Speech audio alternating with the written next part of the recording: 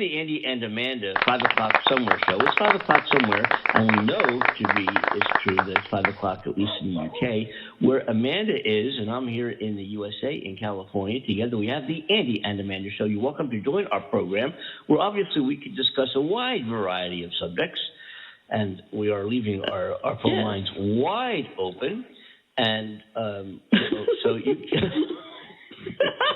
The way you emphasize that, wide open. Wide.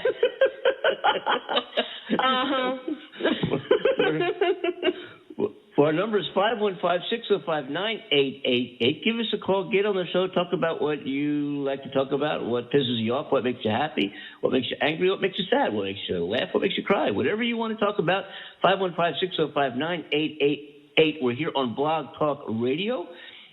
.com, Andy and Amanda Show. So it's blogtalkradio.com/Andy and Amanda Show. Also go to andyandamanda.com. You can hear us live, and if we're not live, well, so be it. No, if you click the live link, and it'll take you to all the show archives, and you're welcome to browse and see all. I think we have some 300 some odd episodes. We've been at this. Will be a year and a half in October. I can't believe it's been that long. We're going to do a tribute show. You know, after we've done a year, we're going to do our own little tribute to our own show here, and we just went right over it. I guess we were involved with. I don't know. I think August was our year. I think we passed the point. It was July. Was it? Oh. July. Oh, but I think it was. No, I think it was when you and I met, but. I think when it was officially changed over to the Andy and Amanda show, I think it was in August. Yeah. In August. Wow. But, yeah, okay. All right, August. So we're over about a year since you and I have been doing the show, and the show's been on Blog Talk for 18 months then in October. So, wow, it's still a long time. There's 515 or something like that episodes on Blog Talk Radio. And that includes reloaded or repeated episodes. Like if we do a morning show, it repeats a couple times in the afternoon. If we do a Friday show, it repeats over the weekend, and so forth. So, but original broadcasters, some 300 and some. So we've been doing this a little while, kiddo. Woo. Yeah, I know. Yeah, I'm amazed we've got this far. Yeah, you know why? You know that they're hugging and kissing. Yes, all the time. Yeah, Amanda and I actually. Yeah. For those of you who are just joining us, and welcome you aboard the show. Amanda again is in the UK. I'm in the USA. We have never met. We were introduced by somebody else. Neither one of us have ever met. By the name of Cornell Butler. He's the coordinator of the show back on the East Coast. So, we occasionally have Chet call in from Hawaii, as a guest and commentator on the show, and. So, between everybody who's involved in the show, then we have Lee, who does our stock and finance news for the most part. He's also in California. But we have a great, I guess, a platform of panelists and commentators who get on the show and have some fun and talk about whatever is in the news. And our little family. Little family, facts of life, issues. Not that we have the answers, but we pretend we do. You pretend we have the answers. That's what makes us. I know. I like to think I have the answers a lot of the time, and then you say the answer, and then your mind's like, actually, that's pretty much bullshit, right? And I'm like, wow, Yeah. So how was your weekend? The weekend was fantastic. I had some lovely rest, which was very much needed. It's my birthday week, so it's a busy week for me. Getting set up and doing all sorts of things this week. So, another year older, dude. Another year older. You just had a birthday. No. That must have been last year. Yeah. It just seems like yesterday. I remember you were having a birthday. That was a year ago. Oh, my God. I know. Time flies, doesn't it? Oh, my goodness. How many times can you be 26? I know. Isn't it amazing how time does fly when you're having fun? I try to convince myself that, When is your birthday? When's your actual birthday? It's Thursday. Oh. Yeah. We'll have to have like a birthday party like on Friday or something. We'll have like a birthday party for you. an on-air birthday party. That's so happy birthday in advance to you. That's wonderful. Great. Enjoy. Of course, while wishing you a wonderfully happy, successful, healthy, and great year ahead. And on Thursday. Oh, thank you. That. I appreciate that. I appreciate it. No, I mean, I'm not too pleased about turning another year older, obviously, but... I know. Tell me about it. 92 years, right? No? Well, no. I'm 92. Andy. 29, flip the numbers. It's 29, that's right. I'm 29, sorry, flip the numbers. It's like, that's like this morning. When they say opposites attract, it's true for your age. Flip the numbers. Yeah. It works. Walk around thinking you're, half the age you really are. Yeah, it's so great. I don't know about you, Andy, but when somebody says, how old are you? And you're like, well, I'm like this age, but really I've never moved away from that 15-year-old or 18-year-old. And it's like, it's true. Because I tend to feel very young on the inside. And I guess my sense of humor and stuff reflects that. And I do like to mess around and be silly and have fun. But hence the reason being part of the Andy and Amanda show. Yes. But,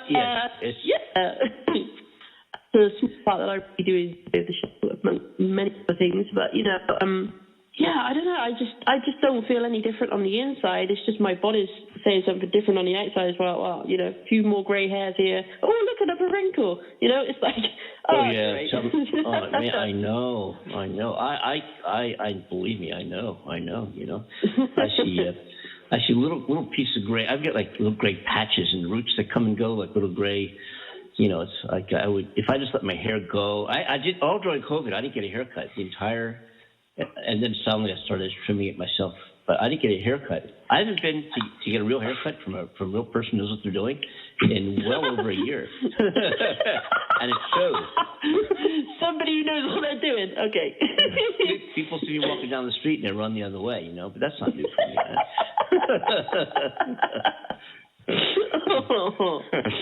Yeah. Man. Yeah, so I've been trimming my own hair. I have been. I see. Oh, I think that's getting along with the years. I kind of, when I can't see anything because my bangs are in my eyes, I'm like, oh, better trim. Oh, his little bangs. Oh. Better trim. So yeah, and it's not half bad. I don't know what I'm doing, but I.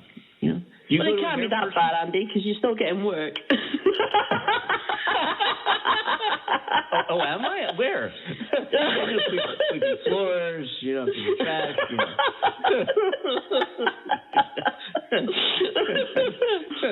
Oh, goodness. They're not looking at you thinking, oh, no, we can't have him. Look at his hair. His hair. No. Man. Yeah.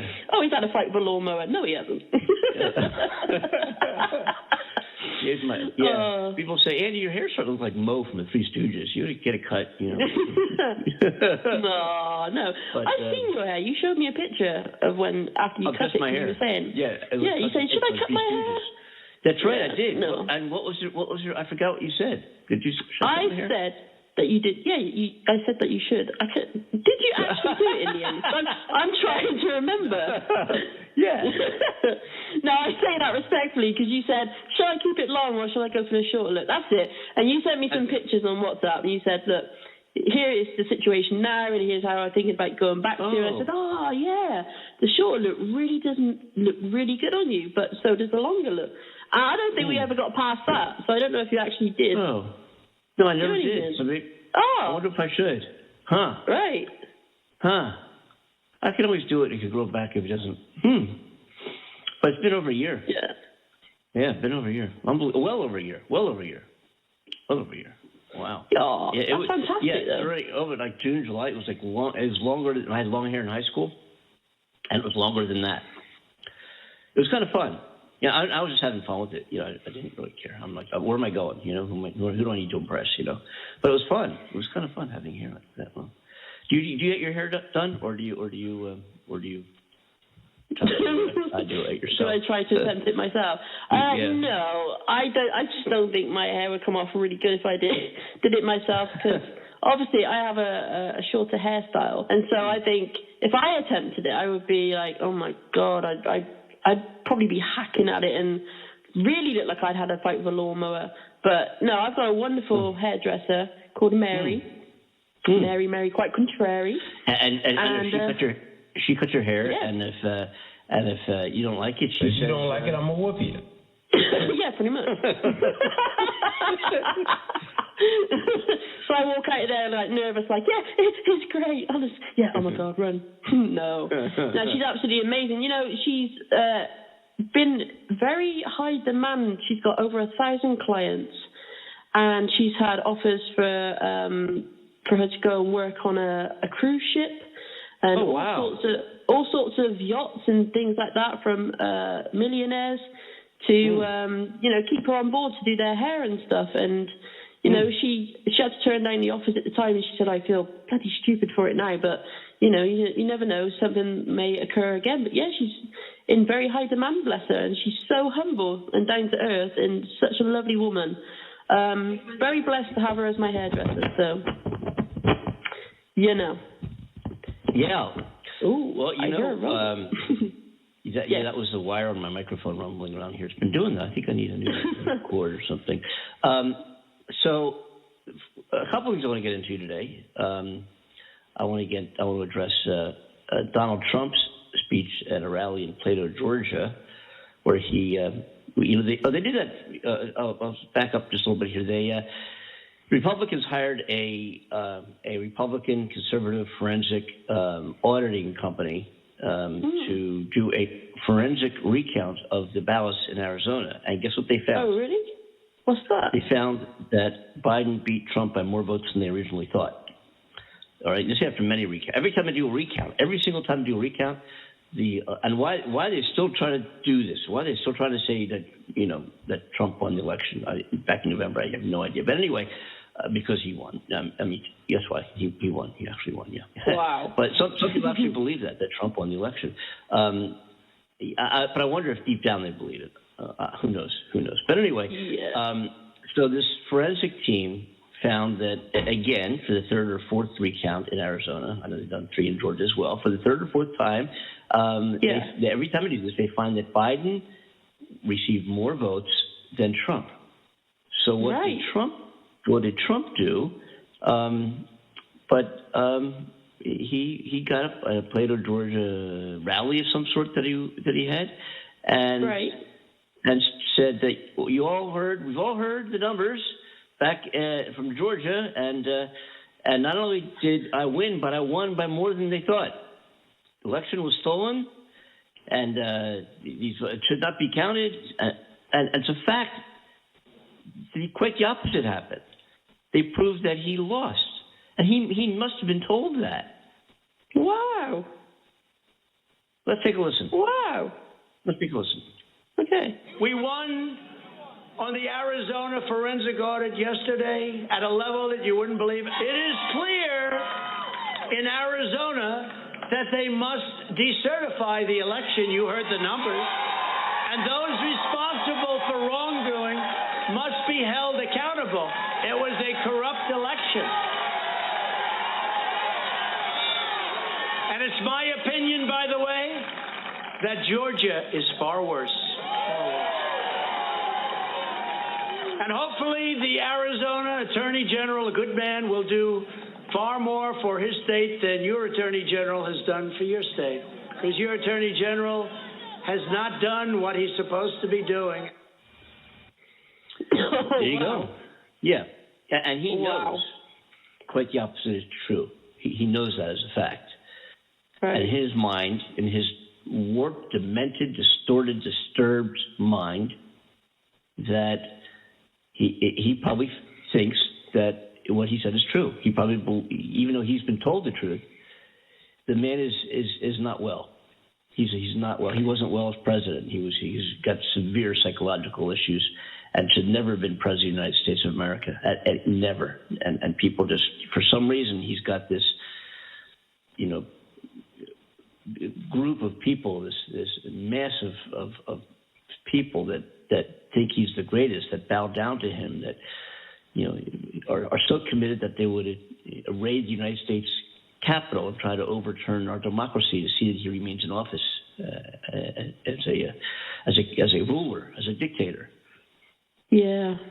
Anyway. Wow. And you get to one level and then another level occurs and you think, really? I didn't think we could go any higher with this. Yeah, you would think. But anyway, so that happened over the weekend here. What's going on there? And I also want to get, we're going to talk. We said Friday that we're going to kind of dive back into. What do we say we're going to dive back into?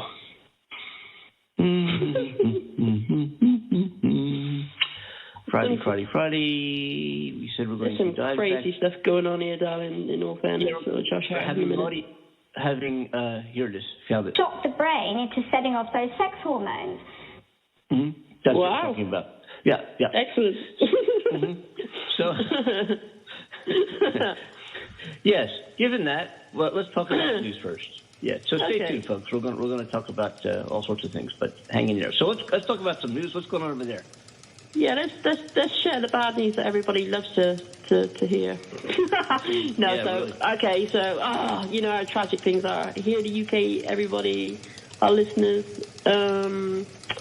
it's a pretty sorry state of affair right now, because I mentioned on the last show about our lack of products and fuel. Okay, gas for the car, petrol. So the shortage has become even more now because everybody's been going out panic buying. Got to get the fuel, fill up their tanks. There's been fights breaking out at petrol stations between drivers. Ambulance services have been turning up to refuel, and they've either been stuck in a queue to get into the petrol station, or there's been no fuel for them, and they're in absolute fear right now of not being able to refuel their vehicles to get around for emergencies, which is absolutely disgusting. So they've, I think they said that they've brought over so many people from Europe, giving them temporary visas to, do the work to bring fuel to the gas stations. And they're going to try and shift this issue by getting as many drivers back on the road as possible. They are willing to bring in the army to drive trucks and the fuel tankers to get to places. It's absolutely horrendous here. And they're saying that the three reasons are COVID, Brexit, and what was the third one? Andy, I'm having a moment. I'm having one of your moments here. Uh-oh. There is a third reason. I'm trying to think what it is. And I was like, okay. Damn it, Janet. I'll think of it. Yeah, anyway, there's three reasons apparently. So yeah, we're in a state of crisis over here right now. Everything's crazy. And of course now we've got more coronavirus cases. So we're now peaking again. We're getting another 37,960 cases, which is the highest figure for 2.5 weeks. And they're saying 40 more people have died in the last 28 days. A Labour government would claw back money from failed COVID contracts, Shadow Chancellor Rachel Reeves tells the party's conference. I'm just giving you the summary here about this whole pandemic. Yeah, I'm not going to go too much in depth. Yeah. A Labour government would... Oh, I've just read that. Ignore me. New South Wales, home to Sydney, announces its roadmap out of lockdown. Restrictions will ease when the vaccination rate hits 70%. Online applications for Northern Ireland's £100 high street voucher scheme to help businesses recover from the pandemic have opened.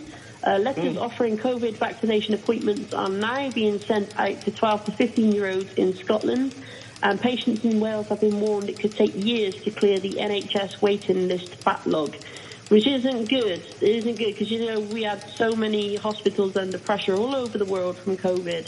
There has been a major backlog in appointments being seen for all sorts of conditions and stuff. So, it's been hard to see a doctor, get to see a doctor normally. And we've had and please, guys, I'm not making this an issue. I'm just throwing it out there as another thing that people will mention, is that now we've had, the increase in immigrants coming over to the country, and we want to help them out, which is incredible. But again, that's going to put extra pressure on the NHS and seeing a doctor and things like that. So we need to keep this in mind and try and be compassionate about the situation. I know when you're ill, it's not great, and you do need to see a doctor. I understand the stress and concerns about that. I would be, feeling the same way. But of course, I think we're at a time now, Andy, aren't we, where we're literally having to find that compassion within us and try and pull together to understand the crisis that we've all got and going through. We can't turn on ourselves and each other with this. We just can't do it.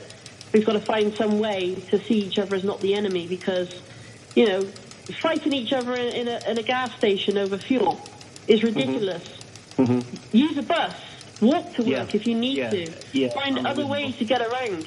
You don't need to fill up your tank and just, out of panic buying, just because you're frightened you're not going to be able to go out in your car. If you've got to travel a long distance to get somewhere, I completely understand. You may not have the money to do so, but we need to find a way. We need to be sensible and compassionate and just bang our heads together and say, come on now, pull your shit together. Yeah. What would we be like in a war, Andy? If we had another world war, this, our country's for pieces. God. We're too pampered. We're too, spoon-fed, all this comfort and these pleasures that we have, that if we ever were in such a major crisis like this, we would have no choice but to help each other and pull our weight and do the right thing. Yeah, we'd have a lot of people turning on each other, sure. But I think, we need to see things how they really are. Things are getting crazy. Yeah, we've seen some of that over here as well. Widespread, we're seeing more divisionism within the community. Police, the uniformed police officers versus private citizens. We're seeing people going around doing rights, your rights audits by filming police stations and so forth, and then having the police come out and saying, hey, what are you doing here filming the building? Well, it's public property. Well, you shouldn't be filming here. Well, it's my right to do so. And, they're doing it. And I'm just here doing an audit to see if you're going to come out and violate my civil rights, because, anything I can see in the public access, I can videotape anything. And which has been found to be true in free countries or in courts, in the Supreme Court here. Yeah, you can, anything is visible from the street. You can go ahead and, film it all you want. From a pump, as long as you're not on their private property filming. And police come out and you see all these videos on YouTube and all these Facebook and everywhere. And conflicts with the police, and the police always end up walking away because they find that these folks are right. But the point I'm making is what the fuck for? I mean, so what? I mean, and then you're seeing like the kind of conflicts you're talking about. You're seeing with people and the gas pumps and just it's amazing. It's amazing. I agree with you, darling, completely. I truly do agree. The other thing is they're looking to be able to use a simple nasal spray to prevent early infection of COVID. And they've been studying how llamas have been reacting to the type of therapy that they've been doing on them. So they call it immune therapy. And what they're saying is a COVID therapy derived from a llama named Fifi. How cute. I used to have a guinea pig named Fifi. That is cute. Has shown significant potential in early trials. It is a treatment made of nanobodies, small, simpler versions of antibodies, which llamas and camels produce naturally in response to infection. Once the therapy has been tested in humans, scientists say it could be given as a simple nasal spray to treat and even prevent early infection. Professor James Naismith described nanobodies as fantastically exciting.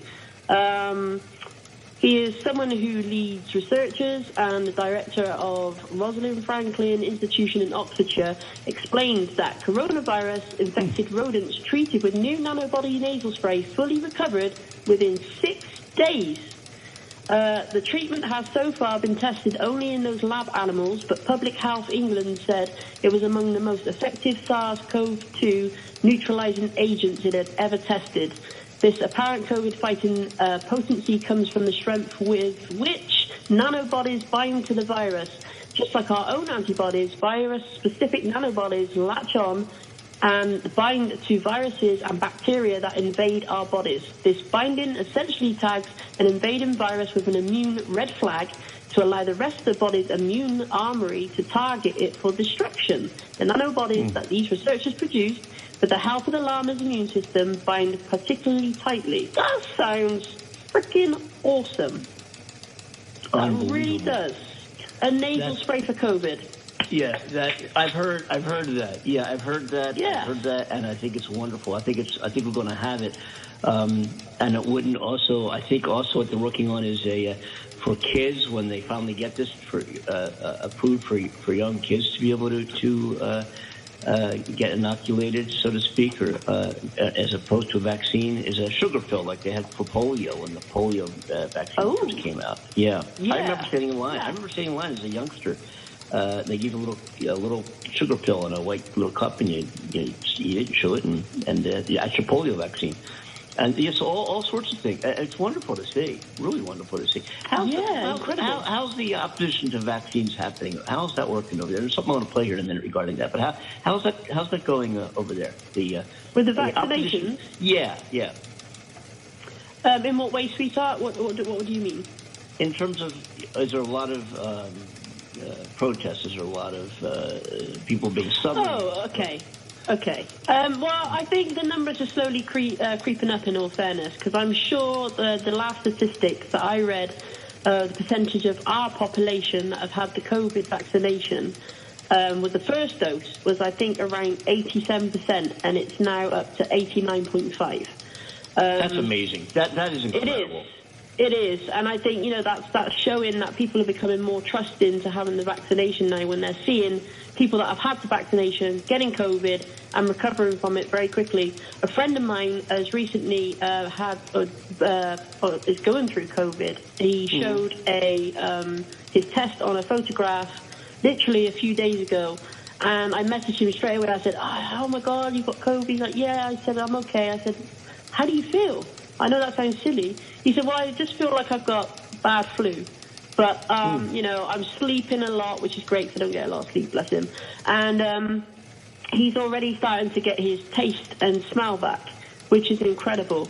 So, I think being vaccinated is certainly a way to go. If you're going to get COVID, you're likely to recover from it much faster and better. Yeah, that is a fact. There are a few breakthrough cases here and there. There are, of course, and we see them. But it's as we were saying, in our last show, I think it was, and many shows, the birth control pill is not 100% effective either. Either condoms and nothing's 100%. What's 100% effective? I mean,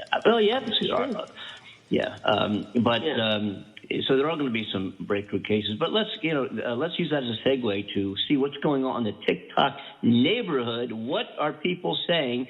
And let's take a listen. It'd be interesting because it kind of relates to what we were just talking about here. Yeah. All right, so I just saw this story about Jeff and Amy Hager here, and it says they both tested positive for COVID on August 23rd, and they were both admitted to the hospital on August 28th. Jeffrey Hager ended up dying on September 10th, and Amy Hager lost her battle with COVID 1 week later. And to make it even more tragic, Jeff and Amy had 4 children, ages 14, 13, 7, and 6, which is a common story these days of both parents dying and leaving many children orphans from COVID. It reminded me of this story from August about Lydia and Lawrence Rodriguez. And in Lydia's case, her cousin Dottie Jones was a nurse who tried everything she could to get her to take the vaccine. She shared with Lydia how she had watched patient after patient be connected to a ventilator for weeks without much improvement. But Dottie said Lydia has never really believed in vaccines. She believed that she could handle everything on her own, that you didn't really need medicine. But when she was in the hospital out of options, the Galveston, Texas mother of 4 asked her family to make a promise. Please make sure my kids get vaccinated. But if you search through GoFundMe's more than 400,000 fundraisers for people with COVID, these 2 both died within a week of each other and left 7 children. These 2 both died and leave a 5-year-old. And this lady leaves behind 5 children. I just wonder how many more young parents need to see headlines like this before they get their vaccine for their kids' sake.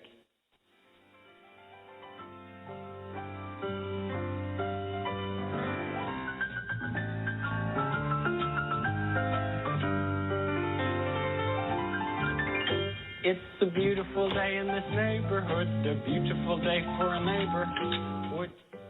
Okay, so just to clarify, vaccinations are awful because you can't tell me what to do with my body. And the Texas abortion law? Oh, came in just in time. Okay, and Joe Biden is not the president, but he's a terrible president who has dementia, doesn't make decisions, doesn't even know what he's doing, but also is manipulative, decided to play politics, and knows exactly what he's doing. Okay, and him mandating vaccinations or weekly COVID tests, tyranny. But Fox News mandating vaccinations or daily COVID tests, they're a private business. So if a private business chooses to require masks, I will flip out.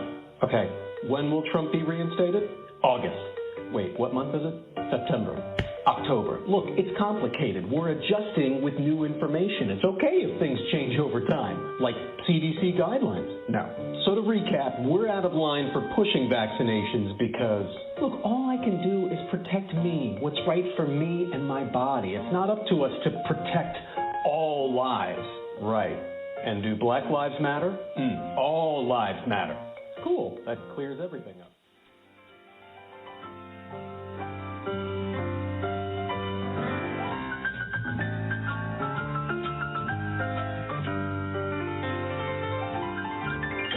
It's a beautiful day in this neighborhood, a beautiful day for a neighbor. The argument for theism, that not only can we establish this prime mover's existence, but we can show by some form of induction that he intervenes in wars, that he answers prayers, that he cares who we sleep with and in what position, what food we eat and on what days, is a ridiculous proposition. It's a claim to a truth that no primate can claim to make. Primates who claim to know it should be distrusted. Great damage has been done and continues to be done by such people and by such ideas. You're better off thinking for yourself and taking all the risks, and I might add, all the pleasures that will come from that. The most overrated of the virtues is faith. The metaphysical claims of religion are untrue. Thank you.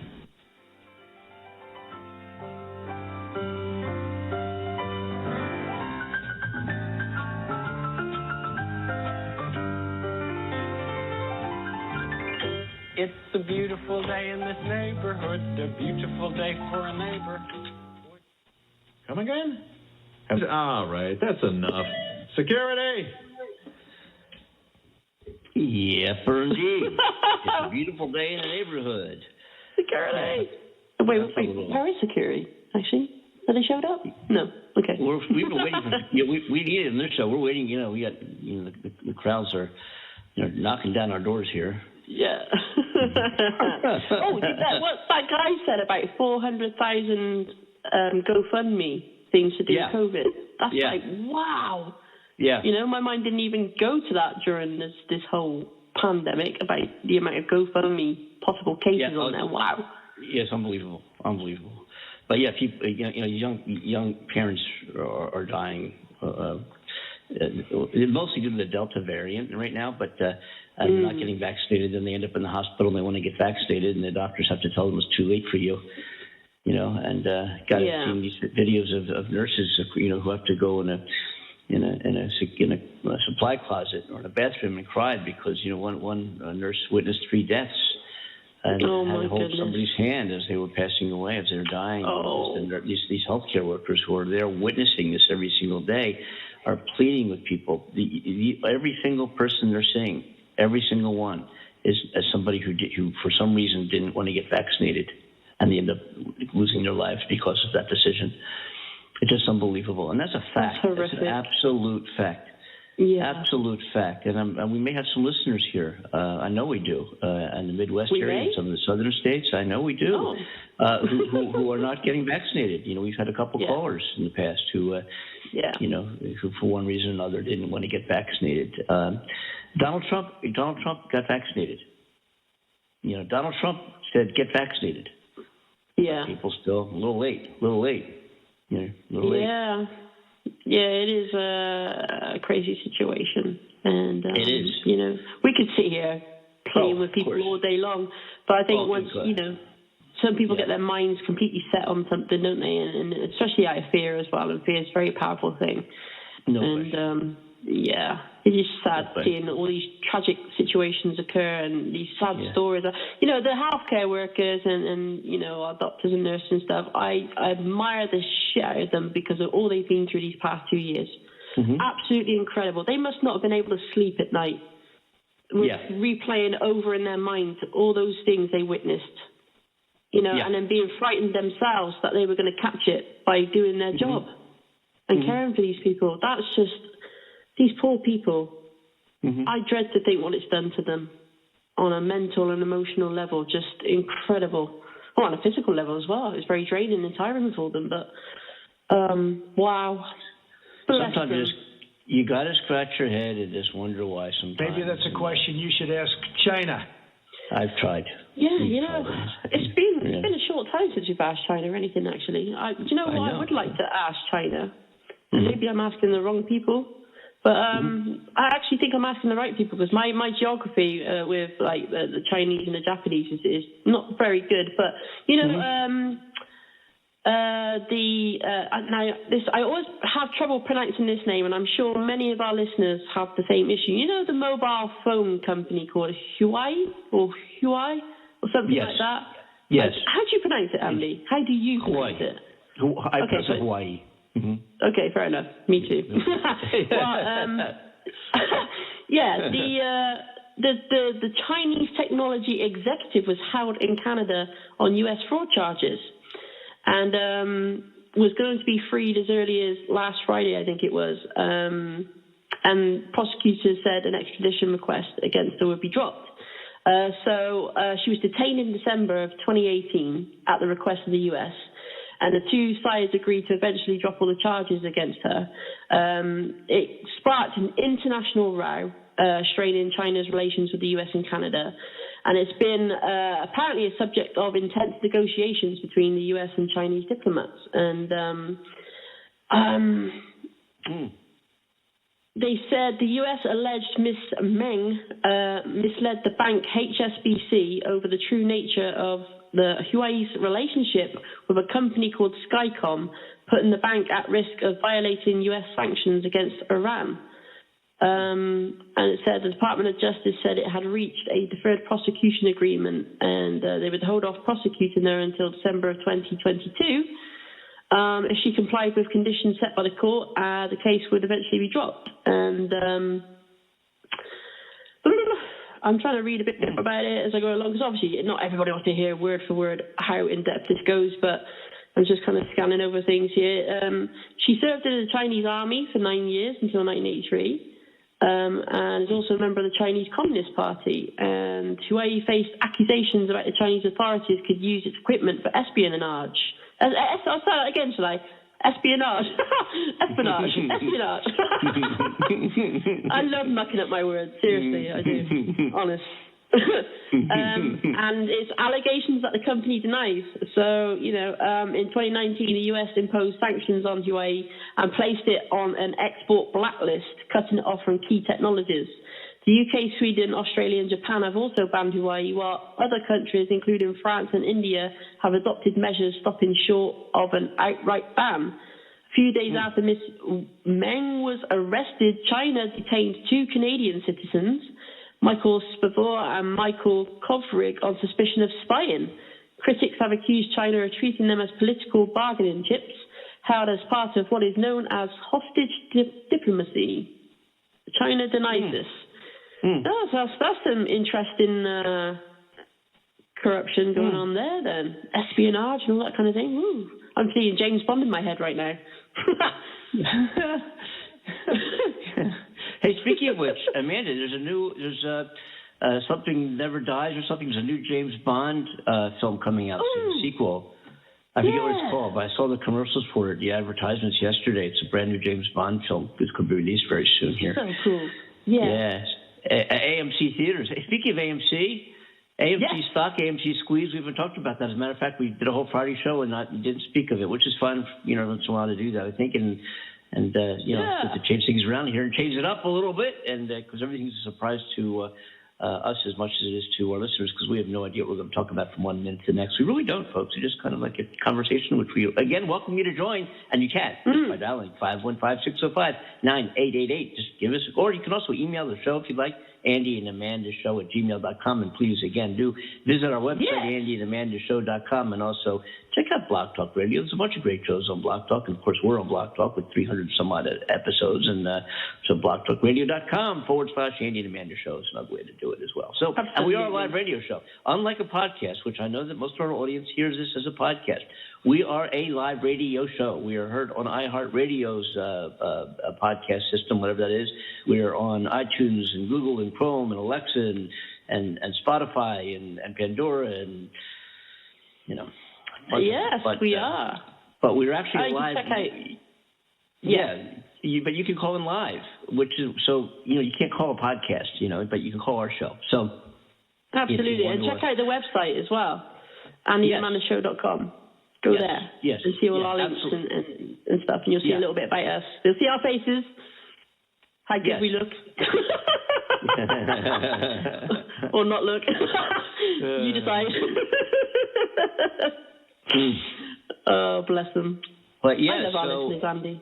Yeah, I know. We're a great group of people, and they're kind of like like-minded, in terms of seeking fun conversation and not taking ourselves too seriously, and taking an inside look at the news and what's really going on, and what's behind the headlines, and kind of dispelling these conspiracies and lies that are out there. And we've been spending a lot of time doing that on our show, doing the best we can. Not that we have all these amazing amount of listeners, but we're growing for sure in 22 countries. It's kind of cool when you think about it, that people, we're behind these microphones, 8,000 miles apart. And at some point during the day or next couple of days, people are going to be hearing what we're saying now all over the world. It's kind of cool. Yeah. I know. It actually trips me out sometimes, actually, because, for anybody who's just recently joined our little family here on the Andy and Amanda Show, going back when I first was invited to speak to the wonderful Andy Kimball and Cornell Butler on the radio, it was under a different name, and I was a guest, and, I was so nervous. And so, back then it was just like, wow, this is crazy. I'm going to be a guest on the radio show, and then it turned to this. So it's been a fantastic journey to get to where we are now. And it really is. Yeah, I think a lot of our listeners try to call in, and they're nervous about speaking to us, and they shouldn't be. Yeah. They shouldn't be, because we're good people, and And last week, I know we had some people, and you can do this if you'd like. We'd love for you to chime in and say hello, but we've had some people who call that 515-605-9888 phone number to hear the show sometimes more clearly than they can on their computers over the internet. You call in and just listen to the show and just tell us when it's picked up, and just say, hey, I'm just here to listen, thanks, and we won't put you on the show. You can just stand there and on hold and listen to the show live, so you're welcome to do that as well. But anyway, so we were talking about, we haven't talked about relationships and getting into relationships and sexual encounters and dating in a long time. Now let's talk about something else. Anyway, yeah. This is not Kleinenberg. No, it's not. Oh. It's not Klein. But anyway, I wanted to touch upon that a little bit, because we were talking about that on Friday a little bit. I think we said we were going to talk about it. I forget. But anyway, what I was wondering, the question is, what I want to put out there is, since COVID and since things have opened up in terms of you being able to go into businesses wearing a mask, how has that affected the dating scene? And how has that affected physical encounters? Like, you meet somebody, not that I'm encouraging this or I've ever participated in this, but sometimes you meet somebody and after a couple of dates, or sometimes the date, sometimes the night you meet, you end up having sex. And that's interesting. Yes. That'd be a cool thought. That would be a cool thought, actually. No, anyway, but I was wondering, how do you, what effect has COVID had on that. And I'm not talking, obviously, when businesses are closed down and so forth, it's had a great effect. But I'm talking about since things have opened up for the most part, where you can go into a business or a restaurant or a bar and with a mask. But then when you sit down, you can take your mask off. I don't get that. Anyway. Yeah, right. Who knows? Yes. Yeah, I know. It's like everything moved to online, didn't it? Literally everybody's life just shifted to being online. And I noticed that our internet speeds dropped a lot, and the internet companies were saying, we've had to reduce the speeds because the amount of people using the internet, our servers or whatever can't cope with the amount of traffic that we've got and the amount of people online at once. So they were giving us slower speeds. And you know what? I got to be honest, I haven't seen much improvement since we come out of lockdown either. And, anyways, that's another story. But, yeah, so everybody's kind of shifted to being online. And I know that online dating certainly became a huge deal for people because they were feeling lonely, cut off from each other. They wanted some company. So they were going to all those, like, is it Tinder or Tender? Or I think it's Tinder, isn't it? Or something like that. I don't know. Don't know about these dating sites. But, yeah, so many people were jumping on that, and then it was all over YouTube, like a fashion. All these YouTubers were doing videos on Tinder and stuff like that, and it's like, okay, I see what's happening here. But I can imagine, the end of lockdown was supposed to herald this explosion of pent-up desire and a bonkbusters of a summer, but from what I've heard, it's been much more complicated than that. They said that when COVID happened, there was going to be like another a whole new wave of babies being born. And it never happened. It never happened. No. I mean, babies are being born, but not this big explosion from people, everybody's inside, there's going to be more sex. But, all the pent-up energy of lockdowns, it's you'd think that this would explode in one hell of a, summer. But the question is, really, do you think has it panned out that way, or has COVID done the opposite? Has COVID ruined our sex life? When you think about all the decades since, even where you are, because I think, I'm going back, I forget, a long time ago, months ago, we talked about a UK survey that details sexual. Do you remember that show? It's brief in my head. I don't remember but I just remember a survey of sexual attitudes and lifestyles. Remember one of our relationship shows? I think we addressed it. This probably goes back 6 months. I don't know, or more. I don't remember. But I remember we did that. We addressed that. And we painted somewhat of a complicated picture of those in cohabitating relationships at the time, where 70-some% or 90. I don't know. I don't remember. I don't want to speak off the top. But I know it was 70-some% saw a change in their sex life, usually for the worse. And we had. I think we even played. I think we made up a couple of spoofs and audio tapes, and like the one we opened the show with, and we talking about people. Reporting sexual activity, and those who were in cohabitating relationships, as opposed to those who were, like I was just talking about, like when what's the dating scene like? How do you meet somebody? You know what the interesting thing is? This is the interesting number we should look at.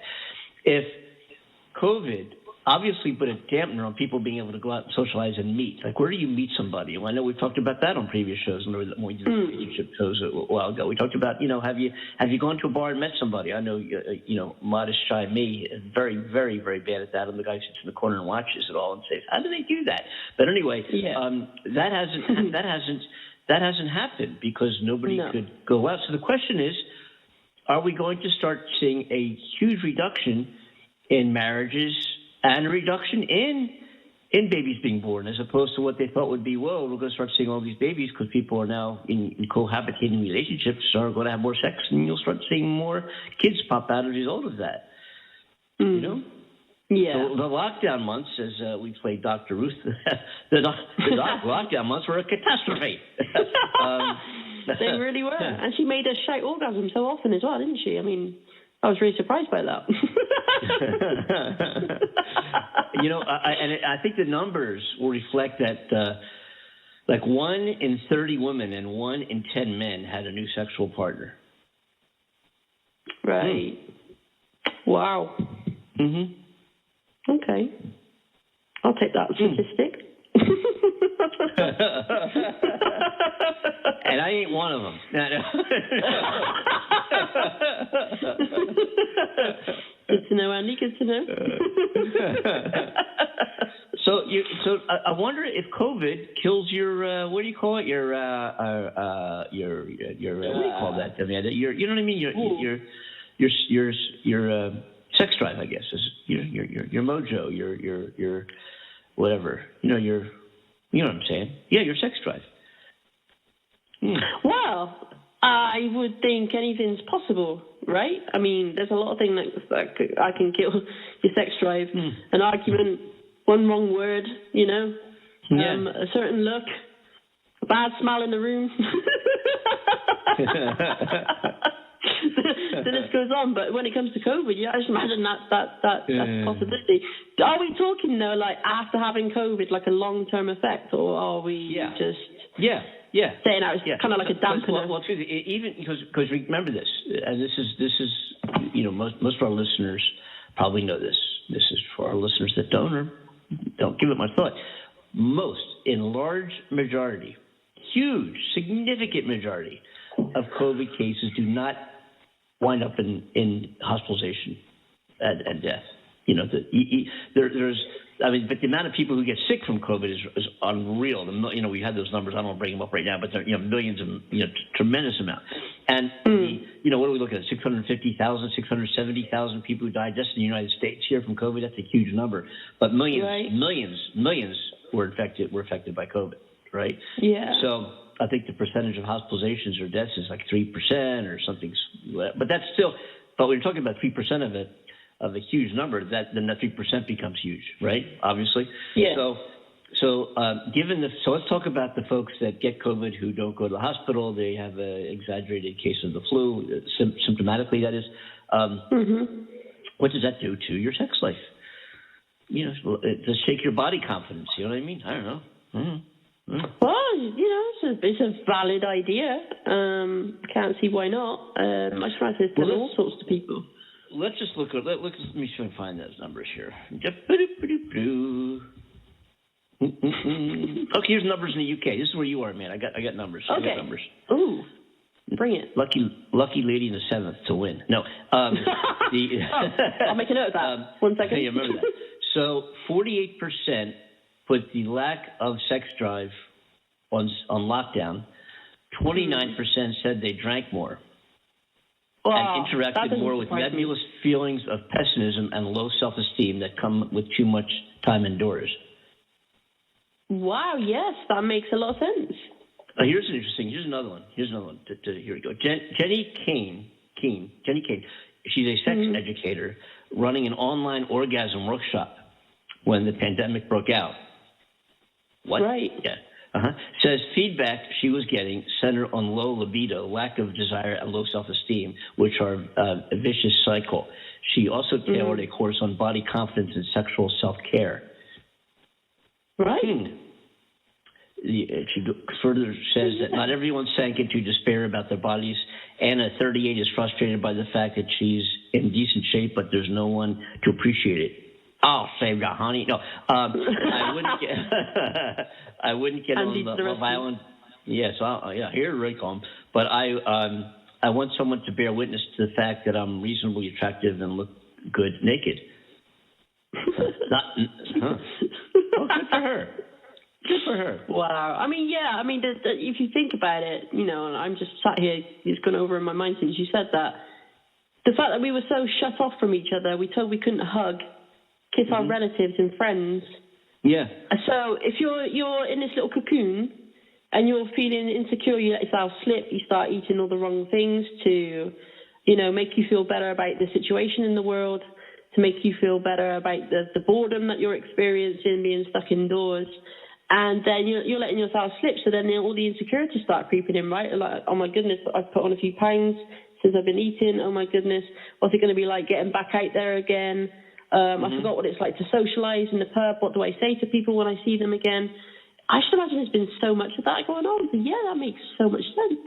Yeah. People were saying that wearing masks was helping them to feel less insecure because it was covering part of their face. They didn't have to shave. It was of men, obviously. They didn't have to shave and worry about that too much. And now they're saying, well, we're having to take the mask off. They're going to really see who I am. It's like, oh, I never really thought about that. People have been feeling secure behind the mask. You know? Yeah. You know something? You're right. What's that? Yeah. You're absolutely right about feeling secure. Yes, it's true. I think you're right. Yeah. I think you're right. But that's kind of interesting to see what has panned out. As we have about a minute and a half left of this particular episode of the Andy Demanda Show. But it's a kind of an interesting question to put out there to evaluate. You know, your life. If you're cohabitating with a significant other, what has your sex life been like during COVID? We'll talk about that more on Wednesday's show. And we'll continue the conversation here and talk about what is new in the world. And I just wanted to say real quick, because I mentioned it and we never said what it was. AMC. Remember I was talking about AMC just for a minute? It's at last price was $39.77. And, you know, we talked about the many shows in the AMC stock squeeze. I'm going to get into that right now. We don't have time, but we're looking for AMC to go ballistic because of its projected forthcoming squeeze. And the lower it goes, the more I like it, even though I've invested at a higher amount, but I want to keep going down so I can buy more stock, AMC. Anyway, keep your eyes on that stock, folks. And when it goes down, I can't tell you what to do. I'm not a financial advisor, but take a good look at it and do your research. Anyway, So we have a lot to talk about on Wednesday's show, which is going to be at 8 p.m. in the UK, at 5 p.m. in Eastern Daylight Time, and noon here in – no, I got that wrong. 8 p.m. Yeah, 8 p.m. in the UK. 3 p.m. in Eastern Daylight Time and noon here in the Pacific Coast. So, folks, thanks for joining us. Been great talking. Been great chatting with Amanda again. We love doing this. And, Amanda, why don't you wind us down, and we'll see you Wednesday, folks. I love doing this too. Okay, so on behalf of my wonderful co-host, Andy Kimball in California, Hollywood, and myself, Amanda Love, here in the UK, thank you so much for joining us for Monday's show. Monday's always a struggle for a lot of people, and I think we do a pretty good job of not well, I can say I think we do a pretty good job of not struggling with the show so much. Even though we're feeling it on the inside, it's like, I can do this. But, thanks for joining us. Yeah, thank you for joining us, my darlings. We appreciate your love and support and listening to us. And join us Wednesday. Like Andy said, it's going to be a great show. It's going to be a great week. So, have a good one. And we'll see you on Wednesday. Bye-bye now. Bye-bye.